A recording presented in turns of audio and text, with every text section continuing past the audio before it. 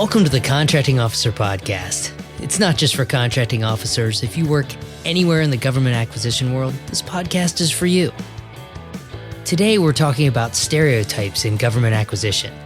Join us in the Contracting Officer Podcast group on LinkedIn and post your thoughts about stereotypes in the acquisition world.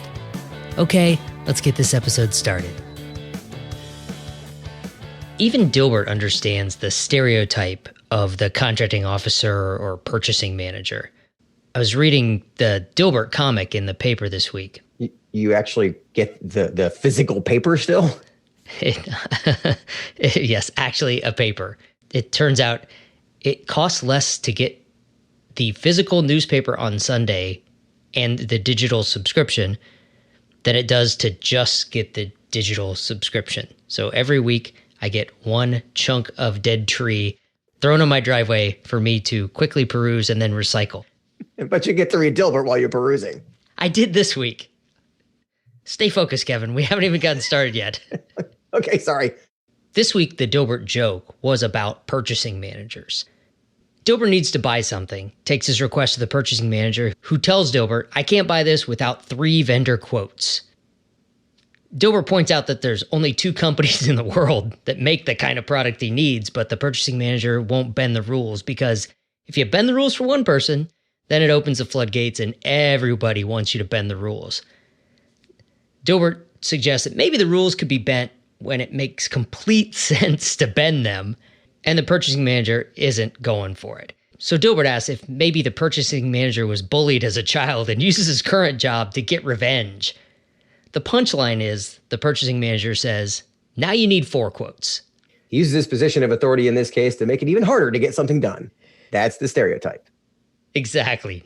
Now I'm mad and you have to do even more bureaucratic things because that's the power I have. Does this sound familiar? Even painfully familiar? And that's what drives the stereotype. Even Dilbert gets the stereotype of the procurement manager. Before we dive into that, let's stop and say thanks. This week, I'd like to thank Betsy Vanderlei for picking up our podcast and sharing it with her colleagues at DRMP. DRMP is a civil engineering and surveying firm. They're headquartered in Orlando, Florida. I want to thank Betsy for recommending that the rest of her colleagues start listening to our podcast, because people like Betsy recommending the podcast is the best way for others to find this information we're giving away for free. Thanks, Betsy. Back to stereotypes. Why the stereotype? Or before we even get to why, what is a stereotype? Back in the Wayback Machine here. Turns out that the term stereotype, it's a printing trade term. It's from the 1700s, I kid you not. It refers to the duplicate printing plate, or the stereotype, that is used when printing a copy instead of an original. So it's probably the same thing that's used in that newspaper that you recycle every Sunday morning. I guess it wasn't until the 1920s, that the term stereotype was used in the concept that we're talking about it today by a guy named Walter Lippmann.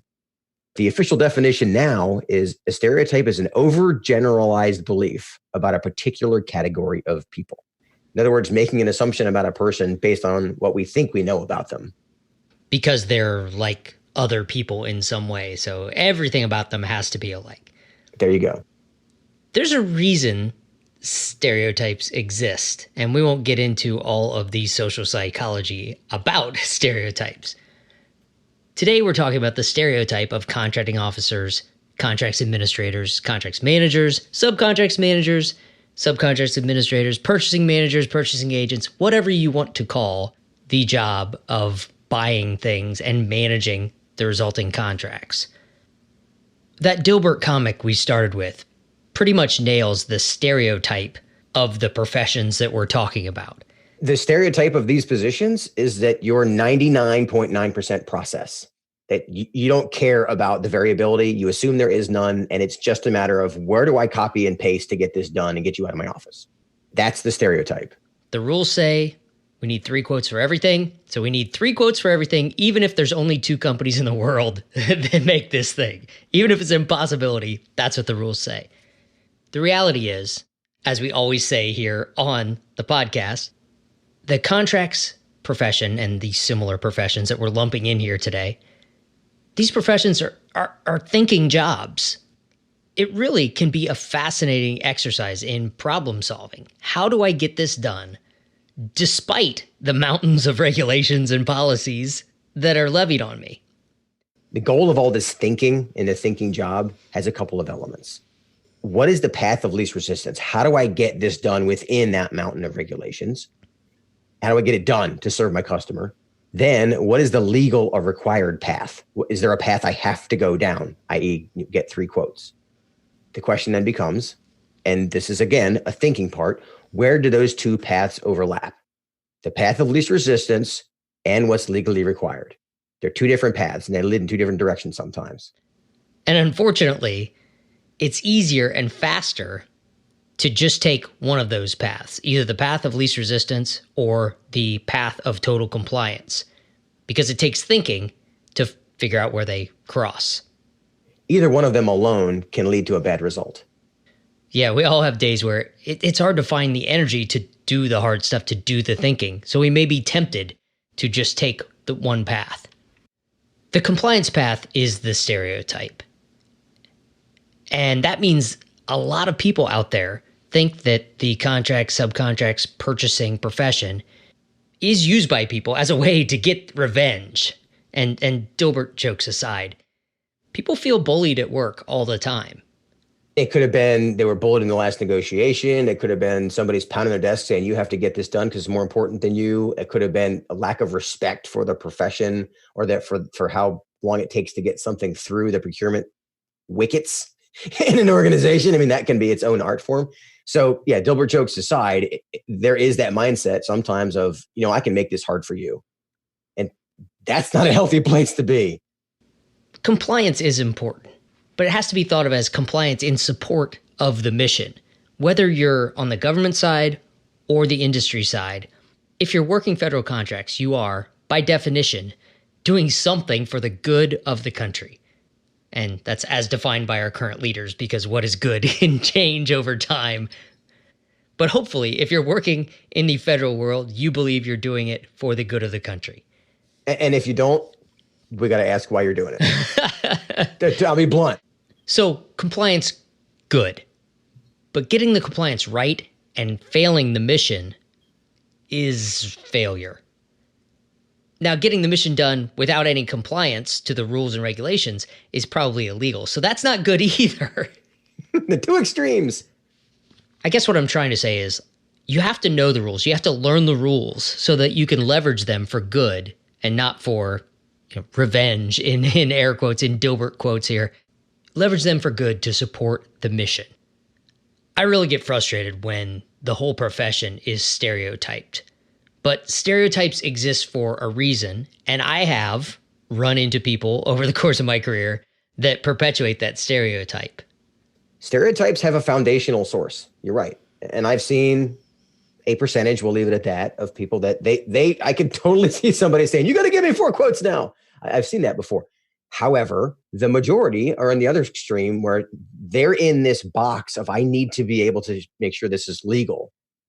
Let's figure out how to get it done within the compliance box I have, which is why the communication piece is so important. We have to understand how to navigate that, like you said, despite the mountain of regulations and rules.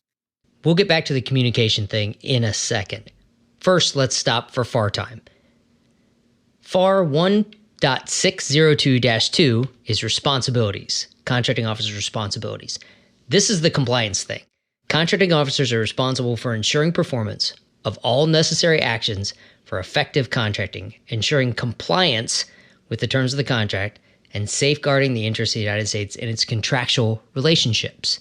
It goes on to say, in order to perform these responsibilities, contracting officers should be allowed wide latitude to exercise business judgment. For some reason, I think that part gets lost when we're talking about compliance, is latitude to exercise business judgment. And we talked about this in the What is a Contracting Officer episode way back in episode 7. This is kind of a foundational idea. Back to more FAR stuff about the wide latitude. FAR 7.105 describes the written acquisition plan.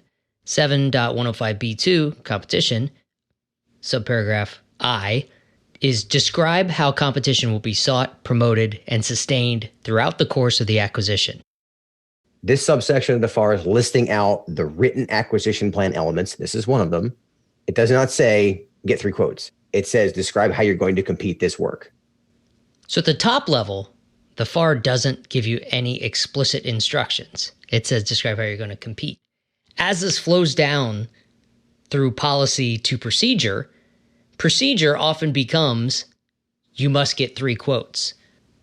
On the industry side, large companies have to have an approved purchasing system in order to acquire things for use on government contracts. To have an approved purchasing system, you have to follow all kinds of rules that are derived from the government's acquisition rules. So this is sort of like that telephone game where the FAR starts out saying, describe how you do this. By the time it gets down to companies, they want a set of instructions that they can tell the government, we have these instructions and we follow them. And those instructions, the procedures, often say things like get 3 quotes. And that becomes a Dilbert cartoon. That becomes a Dilbert cartoon. So we start out well-meaning with the FAR saying, describe how competition will be sought, and you have to maintain competition. And it gets down to something that isn't competition for the sake of all the goodness that competition brings, but competition because the rule says get 3 quotes, which, in my experience, may not have anything to do with the competition. They're just quotes. Yeah, that's a whole different problem. It may not help what you're trying to do. That's a different problem. Another part of the written acquisition plan is subparagraph B3, and it's contract type selection. Same thing. It doesn't say use fixed price in this scenario, use cost plus in this scenario. It says discuss the rationale for the selection of contract type. The contracting officer shall ensure that requirements and technical personnel provide the necessary documentation to support the contract type selection. In other words, you're going to get input from people, and then you're going to decide and then discuss the rationale for that decision. This acquisition plan is a thinking process. That's why there are 22 parts in this subparagraph 7.105B. And they're the basis for the Rfp score that we have for our clients, because it helps them understand what is the government thinking. The Rfp score lets offerers think through, thinking job, an acquisition from the government's point of view, so they can determine how competitive am I for this. Because if I understand what they have to worry about, then I can understand what I should be worrying about as I try to win this contract. There's your Skyway plug for the day. There you go. You only get one. Only get one. Let me reset what we're saying here. Acquisition and contracting requires thinking. There's a great big rule book. There's actually multiple rule books. With sub-layers and sub-paragraphs galore. Right. And they're filled with some hard and fast rules. But mostly there's lots of room to interpret the bigger picture statements, like ensure there's competition, like we just talked about. The reason I'm focusing on the thinking part is that automation is making many non-thinking jobs and some thinking jobs obsolete. The buzzwords right now are artificial intelligence and machine learning. Machines can be great at compliance when the answer is binary. If it's a yes or no answer, machines can fly through it. However, sometimes this goes too far. Organizations end up, they over-process by doing things like, you must get 3 quotes. Did you get 3 quotes? Yes, no. Check. The computer can check that. I think eventually the computers can go to Amazon on their own and get 3 quotes for you. But what if the process is nonlinear? In other words, if you cut and paste a process that doesn't or shouldn't apply each time, like in the Dilbert cartoon, when the guy says, there's only 2 companies that make this, but you got to have 3 quotes. And Dilbert's frustration is, I need you to insert some common sense here. I just told you there's only 2 guys that make this. Right. There's got to be a different set of rules. From the government perspective, during the market research zone, you may find that a multiple award task order contract was the best way, but it's not the best way forward this time. Maybe now that this item is more commercialized 5 years later, now it's a FAR 13.5, which is a different set of rules and a different process than a MATOC contract. And we did an episode about FAR 13.5 a couple of years ago. Contracts are rarely exactly the same. Even if you're buying the exact same base operations services for a base that's been there for 100 years, the contract is almost guaranteed to be not exactly the same. If it is exactly the same, you end up paying for people to clean the stables when there's no more horses. Yeah. When it's the stables, why is there a stables clean in this contract? Because we copied and pasted it from the 1900s. That's why stereotypes can be harmful. The stereotype is it's just a cut and paste job. If you're just cutting and pasting, a machine can do your job, which means you won't have a job for very long. This is not unique to the government. I mean, this is a large organization fact. And for the government folks, when I was an contracting officer, I didn't think of this. But the reason that large organizations had the same level of risk aversion is that for them, they're trying to avoid risk and potential fraud within their employees. They need to make sure that the processes are clean. And if they have a government contract, their agreement with the government says that your purchasing processes will be clean. Because on the government side, you're protecting the taxpayer and the government's interest. In the case of large organizations who don't even do work with the federal government, they still have these procurement processes because their goal is the same, protect somebody, but in that case, it's the shareholders. So this isn't unique to government. This stereotype about procurement people is everywhere, which is why it ended up in Dilbert. And Dilbert does a great job of pointing out how that stereotype lives on, even though it can be harmful. If you have that stereotype in your head, just the thought of going to your contracting officer or having to go to the purchasing manager may make people avoid that interaction or delay it. And if you avoid or delay it, you can impact the whole acquisition process, the whole program. You can actually impact the mission just by being afraid of the pain of dealing with procurement people. And that's the value of being proactive. Because the longer you wait to interact with the procurement folks, the more likely they are to be in defensive mode because they don't know they don't know all the market research you did. They don't know all the decisions that may have already been made. And now their defense is give me 4 quotes. Whereas if you come to them on September 27th, for example, or if you come to them after the CEO has already decided that we have to use this vendor, now they're not in the decision and you're throwing something on them. So the sooner you get them involved in the communication, the more smoothly the process will go. Yeah. Like a lot of things in government contracting, being proactive is a more effective way to live. Yeah. Issues don't get better with time. They don't age well. If the purchasing folks aren't brought into the process early enough, you have a lot of trouble getting all the pricing done to submit a proposal on time. And so if you're afraid of the purchasing folks wanting all their quotes, you may put the whole proposal at risk. Let's get specific on the government side. Why is this important for the government to care about this stereotype? Following the rules is a good thing and it's required, but blindly using the rules as an excuse to not do something or not finding a way to get something done, okay, that's a bad thing. Using them, like weaponizing the rules is a bad thing. And keep in mind, industry has to be selective. They can't bid on everything. And there are some agencies and departments within agencies that have a reputation of using the rules as a defense mechanism, and they're weaponizing them to avoid having to make the real decisions. In other words, avoiding the thinking part. They're trying to make this so binary that they don't actually have to do the thinking part. That sounds harsh, but the result of that is that the best companies avoid those particular customers. They are selective. They have to be selective. And this is not something that I ever even contemplated as a contracting officer.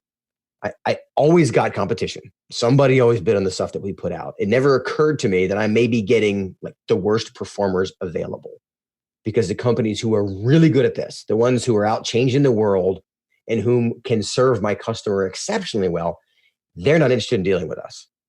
That's a harsh thing to consider, but I never considered it as a CO, and I can tell you it happens all the time. From the industry side, I think sometimes industry looks at the government acquisition folks and says they're hiding behind the rules, behind the compliance rules. Acquisitions get so bogged down because there's so many rules and things to follow because the government, for good reasons, is afraid to say, here's what we're doing and why. They don't want to have to argue with contractors or fight protests. So they set up a rule book where they could say, nope, here's the rule. This is why you can't do this, rather than making the hard decisions. And that's something that we, as the acquisition people of the world, have created, right? The industry has gone this way because we've allowed protests. We've allowed things to get to the point that you feel like you have to set up a wall of regulations in order to protect yourself. I sort of flip to the industry side. Let's focus on why does industry care about this negative stereotype? Like I just said from the government side, industry should care because under the rule of abundance, you got to target customers whom you understand. You have to understand their requirement and their processes. You have to focus somewhere on those opportunities that give you the best chance of winning. Inside big companies, subcontractors and procurement folks are burdened with the same or maybe even greater regulations and policies as government contracting officers are.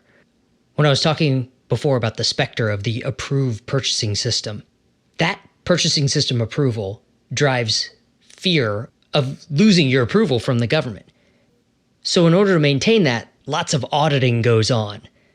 And fear of that compliance audit, whether it's the company's internal auditors or the government auditors that are actually doing the approving, that fear can lead to the appearance of the revenge behavior, right? If the rule book says must have 3 quotes for everything, the buyers default 3 quotes for everything. They don't get to, I only got 2 quotes on this one because there's only 2 companies in the world. Here's my rationale for not doing exactly what it says. Let's move on. I think the government would be okay with that. But that's not the mindset that we drive into our procurement folks in many cases. My advice is don't be afraid.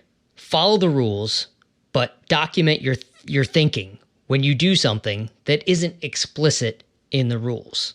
If the policies and procedures give you the latitude to make a decision, just document your decision, why you did it. Audit might not agree with your rationale for making that decision, but they'll give you credit for intentional behavior over negligence, just not following the rules even though you knew them, or willful noncompliance with the rules.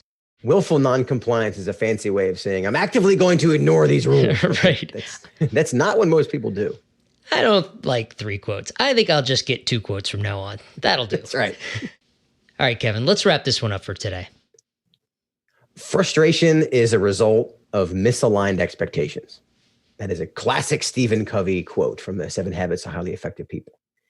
And it really applies here because the answer to the stereotype here is that communication is the best way to minimize that frustration. That frustration that people feel of they're out to get me. This is some kind of revenge process.